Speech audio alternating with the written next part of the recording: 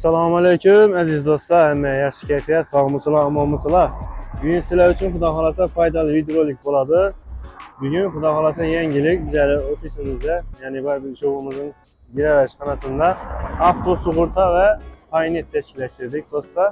Hozir bir yandan ko'rib, donishtirib boramiz. Xudo xolasa bu videoni donish bilishlar jo'natib qo'yasizlar. Manzilga kelsak do'stlar, bu yon tarafdan kelsangizlar, Durishboy tarafdan kelasizlar. Şöyle kontrolda şu baştan giresiler dostlar.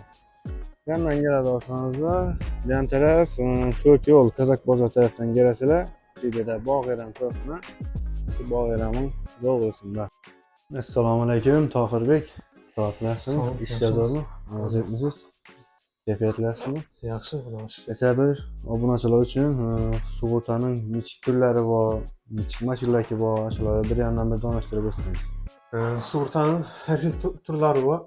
Mashin, uy-joy va hokazo turlari bor. Kichkina mashinalarning sug'urta qilish necha so'm bo'ladi? Kichkina mashinaga 40 ming so'm sug'urta qilish. Katta mashinalarga puli ko'payib qoladi, narsani qarab. Mashina turiga qarab, shundaymi? Ha, shunchaki turga qarab mashina ko'payadi. Agar 5 odamdan ko'proq odam sug'urta chek bo'lsa, bu 40 ming so'm emas, 120 ming so'm bo'ladi.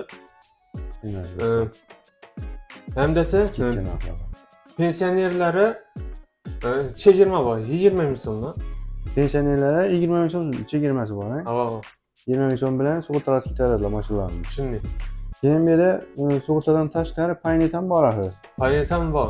Kommunal to'lovlar, keyin svet, gaz, suv, telefon pul tushirish, keyin gay jarimalar ham to'lasa bo'ladimi? Bo'ladi.